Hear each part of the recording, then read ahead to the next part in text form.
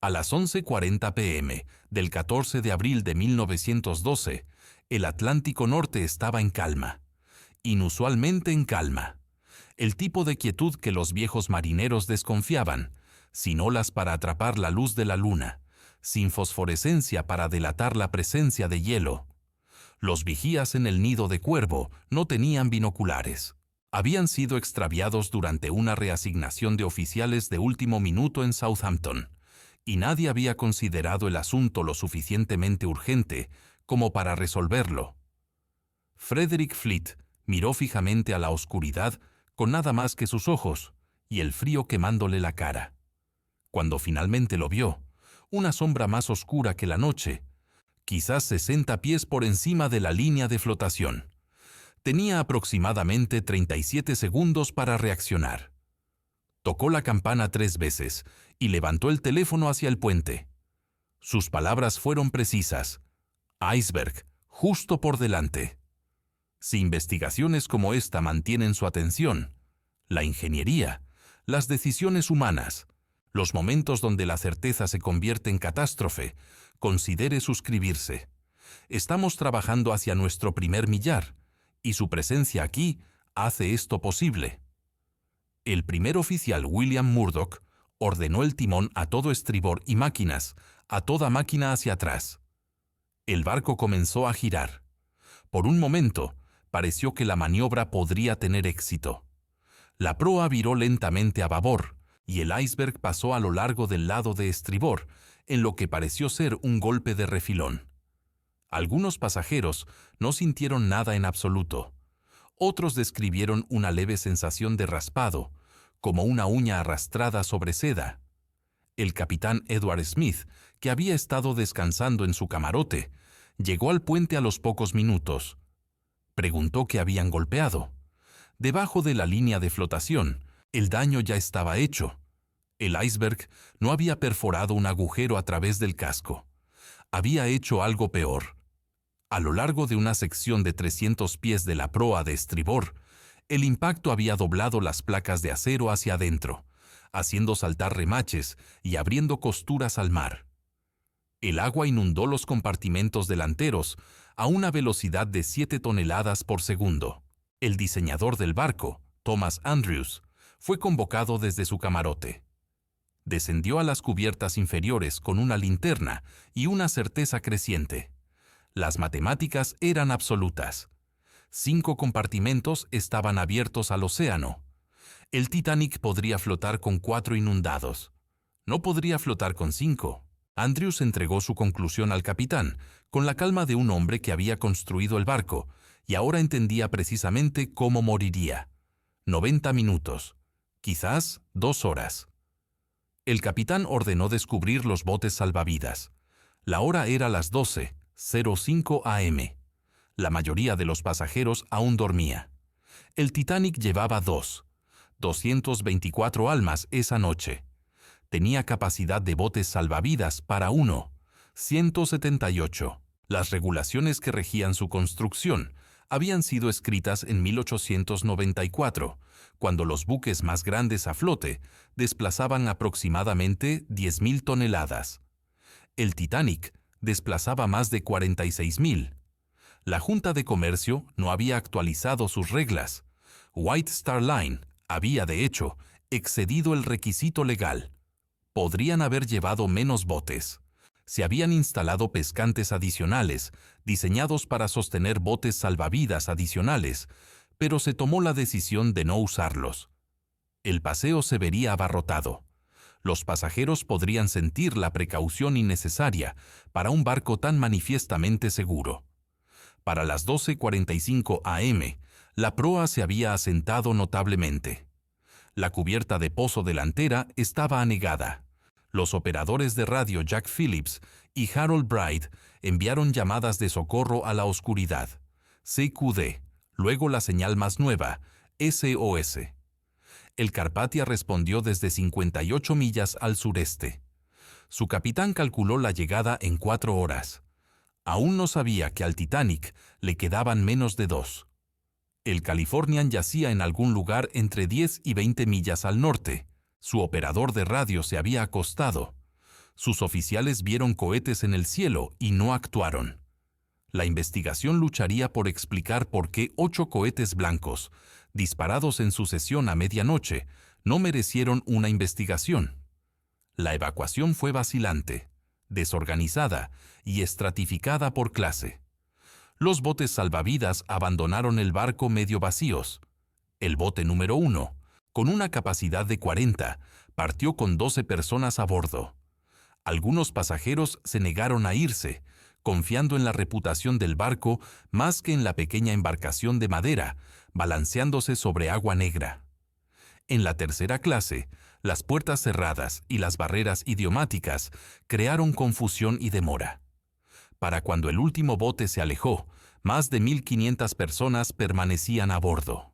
Se reunieron en la popa mientras la proa se sumergía bajo la superficie y el gran casco se elevaba hacia el cielo, las hélices expuestas. A las 2:20 am, el Titanic se partió y se deslizó hacia el Atlántico. La narrativa oficial describiría una tragedia de la naturaleza y la circunstancia, un iceberg en un mar impredecible, una colisión que nadie podría haber prevenido. Pero la evidencia contaba una historia más complicada. Las advertencias habían llegado. La velocidad no había cambiado. Los compartimentos tenían límites que eran conocidos y se pasaron por alto. Cuando la tecnología se etiqueta como insumergible, ¿quién decide cuánto riesgo es aceptable? La respuesta no estaba en el océano, estaba en las oficinas y salas de juntas, donde las decisiones ya se habían tomado. Para entender lo que falló, uno debe volver al principio, a los astilleros de Belfast, a los planos y las promesas, al momento en que el Titanic no era un desastre, sino un sueño. La historia comienza no con un barco, sino con una cena. En el verano de 1907, Hoyt Bruce Ismay, presidente de White Star Line, se sentó frente a Lord William Pirrie, presidente de los constructores navales Harland and Wolff, en la residencia de Pirrie en Londres. Cunard, su rival, acababa de lanzar el Lusitania y el Mauretania, los transatlánticos más rápidos jamás construidos, subsidiados por el gobierno británico. White Star no podía competir en velocidad. No tenían los motores ni la financiación. Lo que sí podían ofrecer era algo más completamente. Tamaño, lujo, la experiencia de cruzar el Atlántico, no como una prueba a ser soportada, sino como un viaje a ser saboreado. Para cuando los platos de postre fueron despejados, los dos hombres habían esbozado el contorno de 3 barcos que redefinirían los viajes oceánicos. Se llamarían Olympic, Titanic y Gigantic. Los nombres fueron elegidos deliberadamente. Estaban destinados a evocar no meramente escala, sino dominio. El contrato fue para el astillero de Harland and Wolff en Belfast, donde el sobrino político de Lord Pirrie, Thomas Andrews, supervisaría el diseño. Andrews tenía 34 años, un hombre que había entrado en el astillero como aprendiz a los 16 y se había abierto camino a través de cada departamento. Las oficinas de dibujo, el taller de carpintería, los talleres de motores, la construcción del casco. Entendía los barcos no como abstracciones en papel, sino como sistemas vivos de acero y remaches y trabajo humano. Era conocido por caminar por las cubiertas durante las pruebas de mar, con cuaderno en mano, registrando cada crujido y vibración, cada defecto que pudiera ser corregido. Sus colegas lo describían como meticuloso, hasta el punto de la obsesión. Necesitaría serlo. Los barcos que se le pedía diseñar serían los objetos en movimiento más grandes jamás creados por manos humanas. La construcción comenzó en el Olympic en diciembre de 1908 y en el Titanic 3 meses después. Los 2 cascos se levantaron lado a lado en un pórtico construido especialmente que se elevaba 200 pies sobre el río Lagan. En el pico de producción, más de 15.000 hombres trabajaron en el astillero. Remachadores, chapistas, ajustadores, electricistas, carpinteros. El martilleo de los remaches resonó a través de Belfast, desde el amanecer hasta el anochecer, un ritmo tan persistente que los residentes afirmaban que podían sentirlo en sus huesos. 8 trabajadores murieron durante la construcción del Titanic. En el cálculo industrial de la época, tales pérdidas se consideraban lamentables, pero inevitables. La filosofía de diseño era sencilla. El Titanic sería un palacio flotante, aislado de los inconvenientes del mar. Sus alojamientos de primera clase incluían una piscina, un baño turco y una gran escalera coronada por una cúpula de hierro forjado y vidrio. Pero debajo de las superficies doradas, la ingeniería contaba una historia diferente. El casco del Titanic estaba dividido en 16 compartimentos estancos, separados por mamparos que podían ser sellados por puertas operadas eléctricamente. El sistema era avanzado para su tiempo. También estaba incompleto. Los mamparos no se extendían hasta la cubierta superior. Se elevaban solo unos pocos pies por encima de la línea de flotación, lo suficientemente altos para contener la inundación en condiciones de calma, lo suficientemente bajos para permitir que el agua se derramara de un compartimento al siguiente si el barco se asentaba por la proa. Andrews sabía esto. Mamparos más altos habrían interferido con el acceso de pasajeros y la manipulación de la carga. Se tomó la decisión de aceptar la limitación. Los cálculos del constructor naval establecían que el Titanic podría permanecer a flote con cualquiera de 2 compartimentos inundados o con los primeros 4 inundados simultáneamente. Más allá de eso, las matemáticas se volvían desfavorables. Esto no era un secreto. Fue publicado en la prensa técnica, pero en algún lugar entre las oficinas de ingeniería y los folletos de marketing ocurrió una transformación. La frase prácticamente insumergible, utilizada por la revista comercial The Shipbuilder, se convirtió, en la imaginación pública, simplemente en insumergible. White Star no inventó el término. La prensa y la cultura de la época hicieron el trabajo por ellos. Cuando la tecnología se etiqueta como insumergible, la etiqueta tiende a sobrevivir a las advertencias. El Olympic se botó en octubre de 1910 y entró en servicio el junio siguiente. El barco más grande del mundo, un testimonio de la ingeniería británica. El Titanic la siguió al agua, el 31 de mayo de 1911, deslizándose por la grada ante una multitud de 100.000 espectadores. Andrews supervisó cada detalle del equipamiento, haciendo cambios basados en los primeros viajes del Olympic. Estaba orgulloso del barco. Creía en él. Pero la creencia, en ingeniería, no es lo mismo que la certeza. A principios de abril de 1912, el Titanic estaba listo. Sus pruebas de mar fueron breves.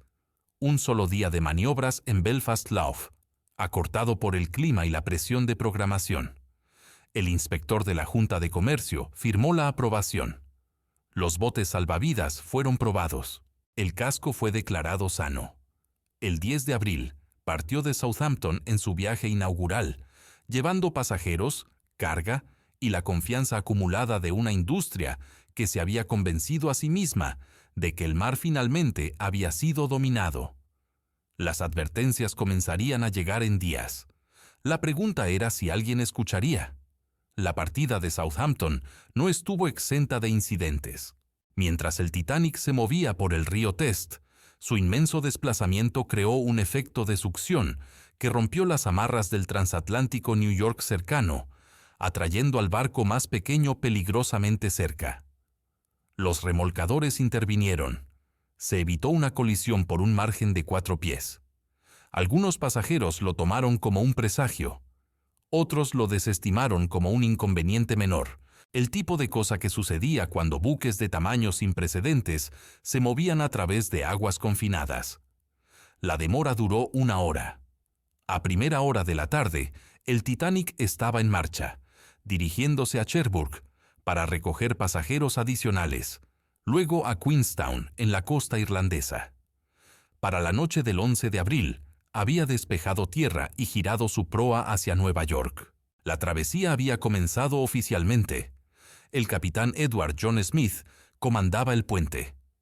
Tenía 62 años, el capitán más antiguo en la flota White Star, un hombre que había pasado 38 años en el mar y comandado 17 barcos diferentes. Era conocido como el capitán de los millonarios, de confianza para los ricos, para entregarlos de manera segura y discreta a través del Atlántico. Su reputación se construyó sobre la calma competencia y la gracia social. Había experimentado emergencias antes. En 1911, mientras comandaba el Olympic, había supervisado el regreso del barco a Southampton, después de una colisión con el HMS Hawke. El manejo de la crisis por parte de Smith había sido elogiado. Lo que fue menos discutido fue si la colisión podría haberse evitado. El Olympic se había estado moviendo a una velocidad considerable en aguas confinadas. La investigación atribuyó la culpa a ambos buques. El historial de Smith permaneció oficialmente inmaculado. La sala de radio, atendida por Jack Phillips y Harold Bright, operaba alrededor del reloj, no como un sistema de seguridad, sino como un servicio comercial. Los pasajeros pagaban para enviar y recibir mensajes. Los operadores de Marconi eran empleados de la compañía Marconi, no de White Star Line. Su deber principal era el tráfico de pasajeros. Los mensajes de navegación, incluidas las advertencias de hielo, se pasaban al puente cuando era conveniente, pero no tenían prioridad especial. La distinción resultaría crítica. La primera advertencia de hielo llegó el 12 de abril, transmitida desde el transatlántico francés La Touraine. Informaba icebergs y campo de hielo cerca de los grandes bancos. El capitán Smith acusó recibo del mensaje. El curso del barco se mantuvo sin cambios. Durante los siguientes 2 días, llegaron advertencias adicionales del Caronia, Baltic, América y Californian, cada una describiendo hielo en o cerca de las rutas marítimas. Los informes no eran inusuales. Abril era el pico de la temporada de icebergs, cuando los bergs paridos de los glaciares de Groenlandia se desviaban hacia el sur en la corriente del Labrador. Los capitanes experimentados conocían el peligro. También sabían que la práctica estándar era mantener la velocidad y confiar en los vigías. Disminuir la velocidad se consideraba innecesario, incluso poco profesional. El mar era vasto. Las probabilidades de una colisión directa eran pequeñas. La presión para mantener el horario era considerable. Ya Bruce Ismay estaba a bordo para el viaje inaugural, ocupando una de las mejores suites en la cubierta B. En algún momento durante la travesía, se le mostró una advertencia de hielo del Baltic. La guardó en su bolsillo y se la mostró a los pasajeros en la cena, aparentemente como un punto de interés en lugar de preocupación. El mensaje no fue devuelto al puente durante varias horas. Si Ismay influyó en la velocidad del barco, nunca se estableció de manera concluyente. Él lo negaría bajo juramento, pero la percepción persistió de que los intereses comerciales habían estado presentes en el puente, incluso si no habían hablado en voz alta. Para la noche del 14 de abril, la temperatura había bajado bruscamente. El mar estaba vidrioso, el cielo sin luna y claro. El segundo oficial Lightoller, que tenía la guardia hasta las 10 en punto, notó la calma inusual. Comentó que la ausencia de olas haría que los icebergs fueran más difíciles de detectar. No habría espuma blanca rompiendo en su base. Le pasó la observación al primer oficial Murdoch cuando cambió la guardia. Ninguno de los dos ordenó una reducción en la velocidad. Se les recordó a los vigías que vigilaran cuidadosamente el hielo. El barco continuó a 22 nudos y medio, casi su velocidad máxima. A las 9:40 p.m., el vapor Mesaba transmitió una advertencia urgente: campo de hielo directamente en el camino del Titanic. El mensaje llegó a la sala de radio. Jack Phillips estaba abrumado con el tráfico de pasajeros, trabajando a través de un retraso que se había acumulado durante un fallo del equipo. Acusó recibo de la advertencia del Mesaba, pero no la entregó al puente. Se quedó en su escritorio, inadvertida por los oficiales que podrían haber actuado. 40 minutos después, El Californian llamó de nuevo, informando que se había detenido por la noche, rodeado de hielo. Phillips, enterrado en mensajes, lo interrumpió. «Cállate, cállate, estoy ocupado». El operador del Californian apagó su aparato y se fue a la cama. El reloj avanzó hacia las 11:40 p.m. El barco siguió navegando a través de la oscuridad. Las advertencias habían sido enviadas. No habían sido silenciadas. Habían sido ignoradas. En algún lugar adelante, invisible contra el agua negra, el hielo estaba esperando. Las regulaciones de botes salvavidas que regían el Titanic habían sido escritas para una era diferente. En 1894, cuando la Junta de Comercio revisó por última vez sus reglas, los barcos más grandes a flote desplazaban aproximadamente 10.000 toneladas. Las regulaciones requerían que los buques de ese tamaño llevaran 16 botes salvavidas con una capacidad total de 962 personas. La regla se basaba en el tonelaje, no en el conteo de pasajeros. Asumía que en el evento de una colisión, los barcos cercanos llegarían rápidamente para transportar a los sobrevivientes del buque siniestrado. El mar abierto se estaba llenando de vapores. El rescate, creían los reguladores, siempre estaría cerca. Para 1912, los barcos habían crecido más allá de cualquier cosa que los autores originales hubieran imaginado. El Titanic desplazaba 46.000 toneladas y llevaba más de 2.000 personas. La Junta de Comercio no había actualizado sus requisitos. Nadie había exigido que lo hicieran. White Star Line era consciente de la brecha. Durante la fase de diseño, Alexander Carlyle, uno de los directores gerentes en Harland & Wolff, había propuesto instalar 48 botes salvavidas, suficientes para acomodar a cada persona a bordo. Los pescantes fueron diseñados para manejar el peso adicional. La propuesta fue discutida en una reunión con ejecutivos de White Star. No fue adoptada. El costo pudo haber jugado un papel, aunque el gasto era trivial comparado con el presupuesto de construcción. Se mencionó la estética. La cubierta del paseo parecería abarrotada. También había una sensación, nunca declarada directamente, de que demasiados botes salvavidas podrían sugerir que el barco no era seguro. La confianza era parte del producto. El Titanic navegó con 20 botes, 16 botes salvavidas de madera y 4 plegables. Capacidad total, 1, 178. Llevaba 224 almas. La tripulación había realizado un simulacro de botes salvavidas en Southampton antes de la partida. Duró aproximadamente 1 hora. 2 botes fueron bajados al agua, remados brevemente y devueltos a sus pescantes. La mayor parte de la tripulación no participó. Muchos se habían unido al barco solo días antes de zarpar y no estaban familiarizados con sus estaciones de emergencia. Un simulacro de llamada general completo, programado para la mañana del 14 de abril, fue cancelado. Las razones no están claras. Algunas cuentas sugieren que el capitán Smith deseaba celebrar un servicio religioso en su lugar.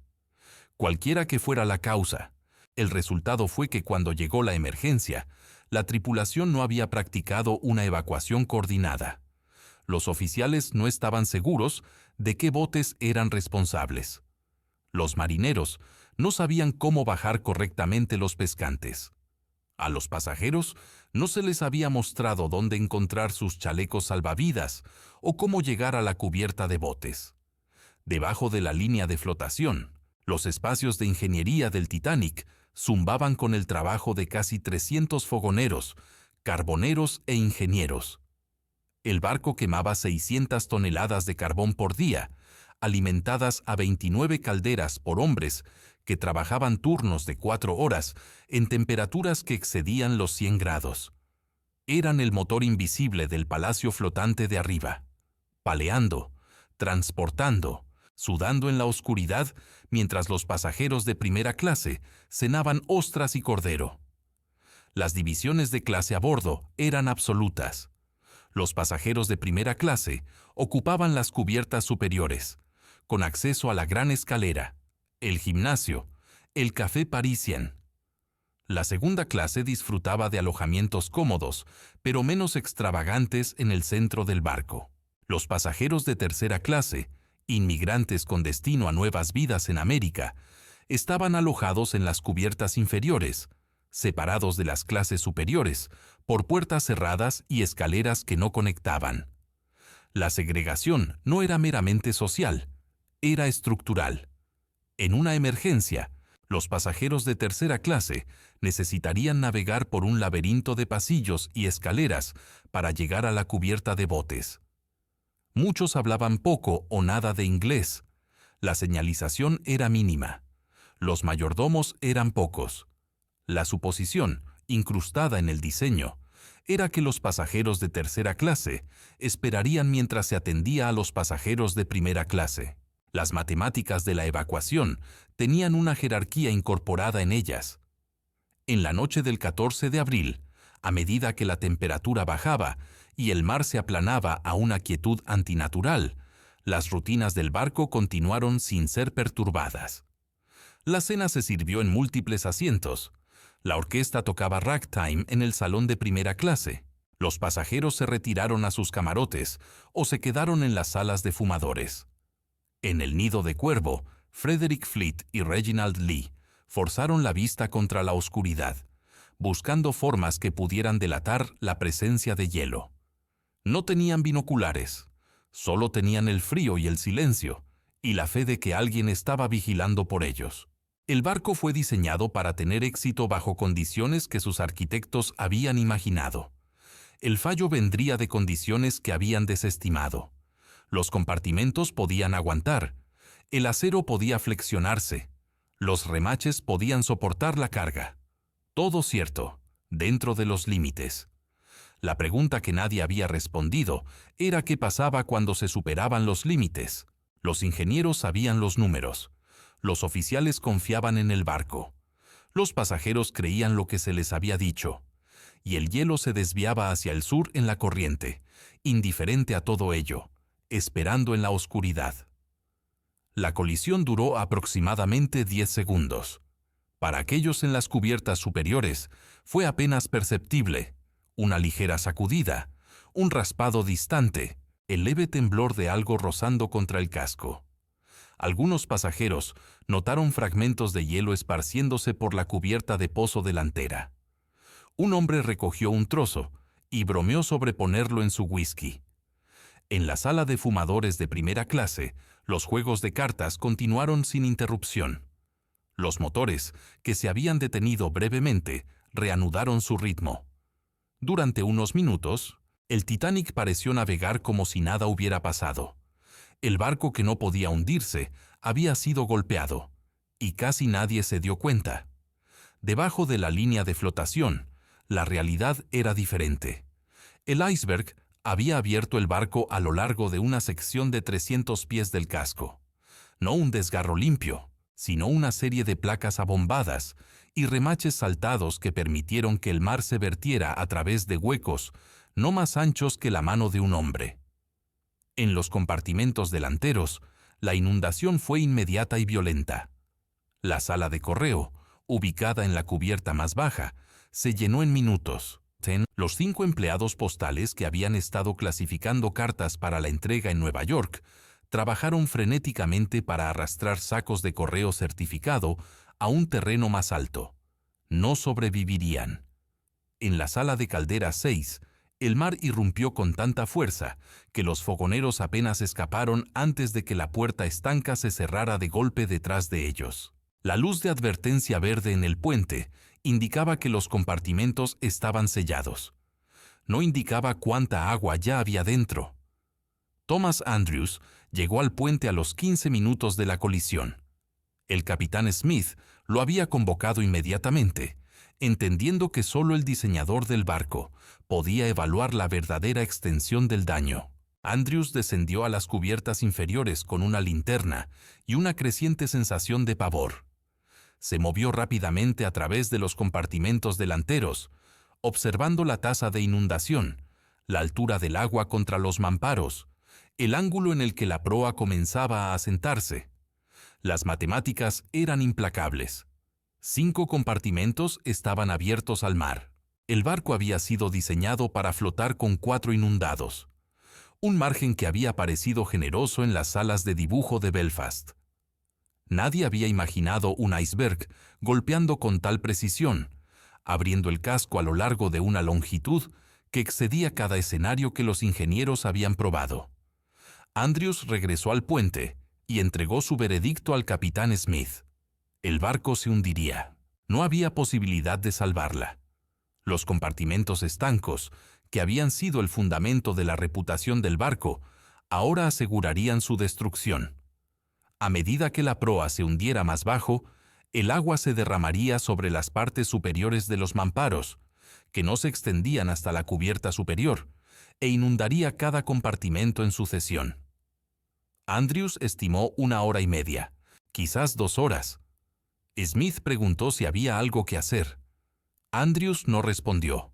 No había nada que decir. La orden de descubrir los botes salvavidas llegó a las 12:05 am. Pero la evacuación que siguió no fue ni rápida ni ordenada. Los oficiales no habían recibido instrucciones específicas sobre los procedimientos de carga. Algunos creían que los botes debían llenarse a plena capacidad. Otros temían que los pescantes fallarían bajo el peso total. El resultado fue el caos enmascarado como precaución. Bote tras bote fue bajado con asientos vacíos.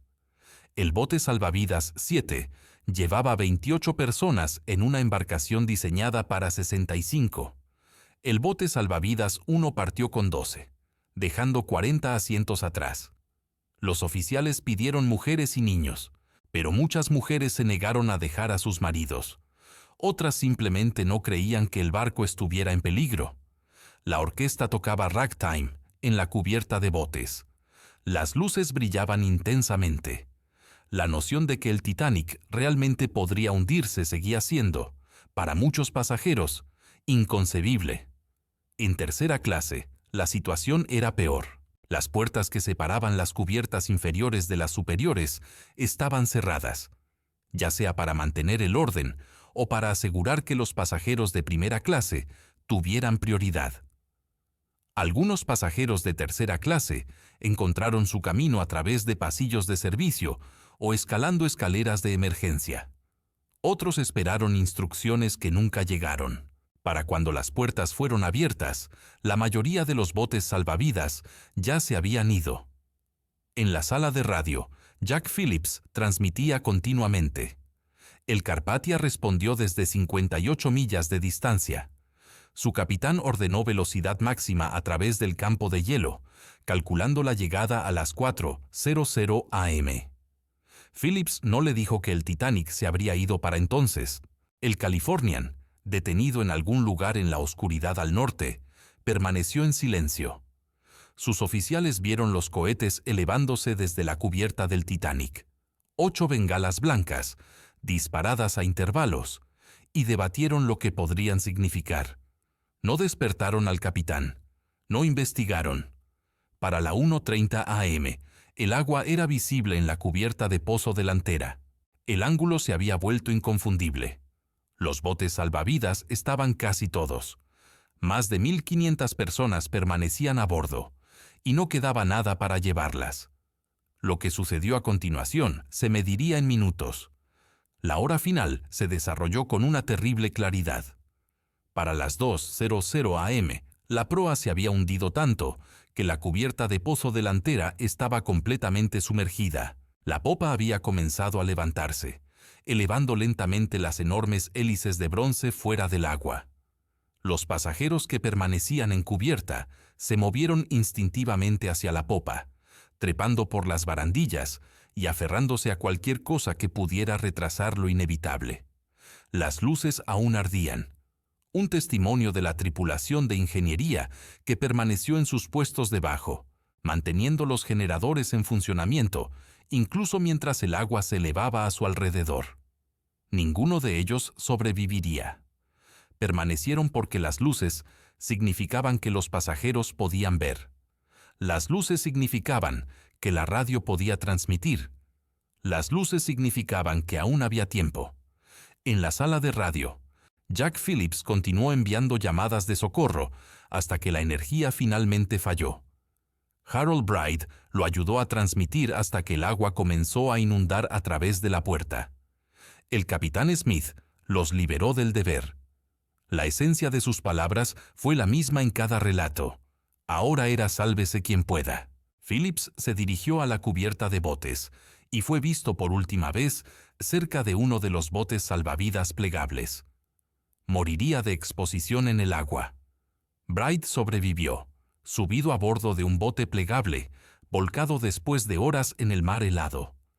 Testificaría en ambas investigaciones, con sus pies ennegrecidos por la congelación. Los movimientos finales del capitán Smith siguen siendo inciertos. Algunos sobrevivientes informaron haberlo visto en el puente mientras el agua lo engullía. Otros afirmaron que estaba en el agua, animando a otros a nadar hacia la seguridad. Las historias pueden haber sido ciertas, o pueden haber sido el tipo de mitos que se acumulan alrededor de los muertos. Lo cierto es que Smith no sobrevivió. Había comandado el barco, mantenido su velocidad a través del campo de hielo y supervisado una evacuación que salvó apenas a un tercio de los que estaban a bordo. El mar se lo llevó junto con otros 1.500, y las preguntas sobre sus decisiones lo sobrevivirían por más de un siglo. Thomas Andrews fue visto por última vez en la sala de fumadores de primera clase, de pie solo, mirando fijamente un cuadro en la pared. Su chaleco salvavidas yacía sobre una mesa a su lado, sin usar. Un mayordomo preguntó si iba a hacer un intento de salvarse. Andrews no respondió. Él había construido el barco. Había calculado sus límites. Había sabido, desde el momento en que vio la inundación, exactamente cómo se resolverían las matemáticas. No había nada más que hacer para él. Tenía 39 años. Aproximadamente a las 2:17 a.m., el estrés en el casco se volvió insoportable. El barco había sido diseñado para flotar a nivel, su peso distribuido uniformemente a lo largo de su eslora. Ahora, con la proa inundada y la popa levantándose, las fuerzas que actuaban sobre la sección media excedieron todo lo que la estructura podía soportar. La quilla comenzó a fallar.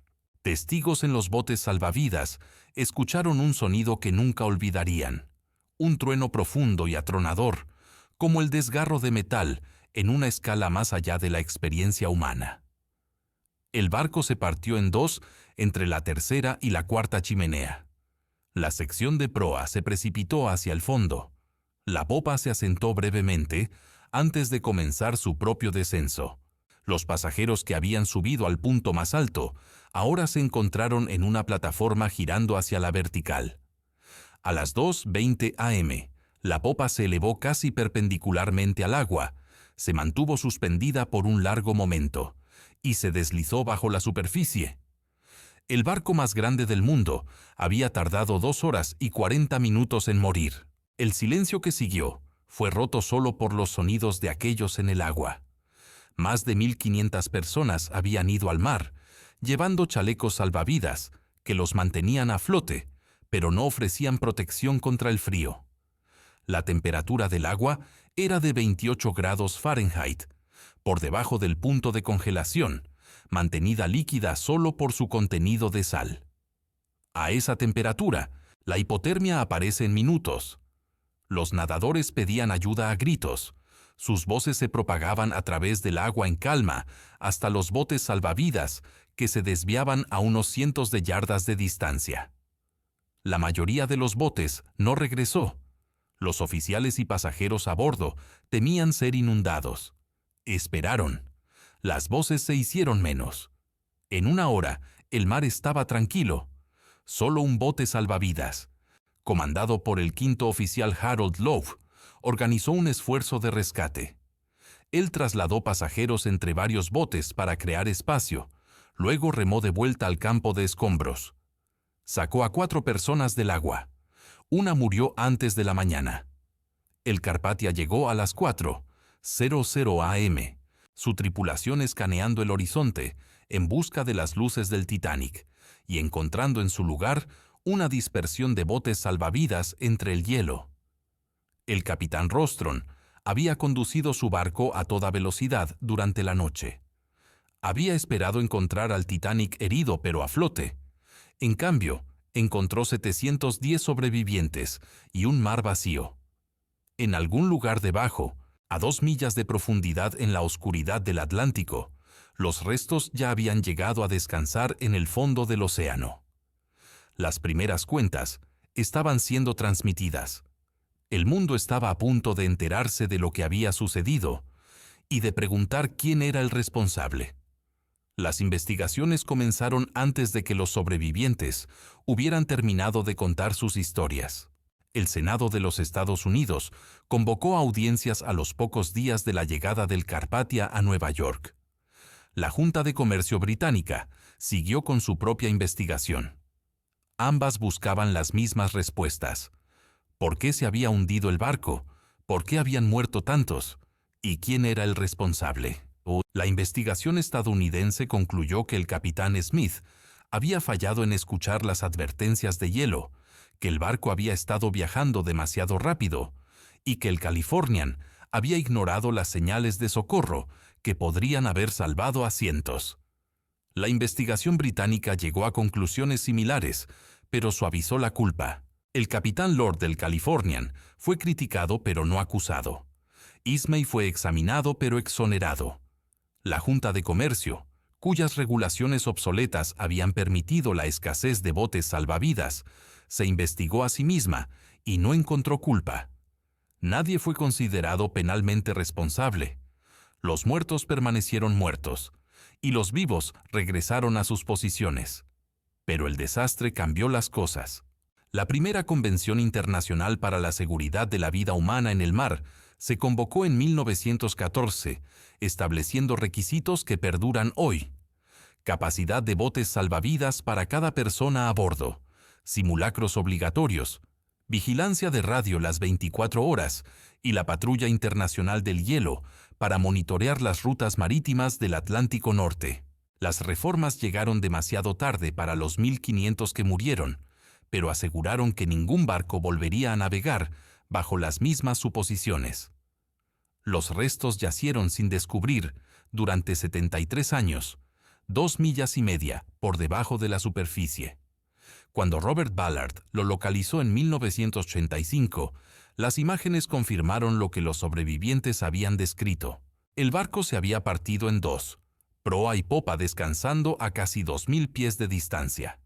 La proa se había enterrado en el sedimento, sus barandillas intactas, su nombre aún legible. La popa se había colapsado en el impacto, torcida más allá del reconocimiento. Los restos se están deteriorando ahora, consumidos por bacterias que comen hierro. Dentro de décadas, la estructura podría colapsar por completo, dejando solo una mancha de óxido en la llanura abisal. Cuando la tecnología se etiqueta como insumergible, ¿quién decide cuánto riesgo es aceptable? La respuesta, en 1912, fue todos y nadie. Los constructores navales hicieron suposiciones. Los reguladores fallaron en actualizar sus reglas. La compañía priorizó el horario. El capitán confió en su experiencia. Cada decisión fue razonable de forma aislada. Juntas crearon una catástrofe. La lección no es que la ambición sea peligrosa, es que la confianza, sin control por la humildad, se convierte en su propia ceguera. El hielo siempre estuvo allí. La pregunta era si alguien estaba dispuesto a verlo. Si esta investigación tuvo significado para usted, considere dejar un me gusta y suscribirse. Sus comentarios ayudan a dar forma a lo que examinamos a continuación. ¡Qué desastre! ¡Qué fallo! ¡Qué momento en que la certeza se encontró con sus límites! Gracias por su atención y por recordar a los que se perdieron.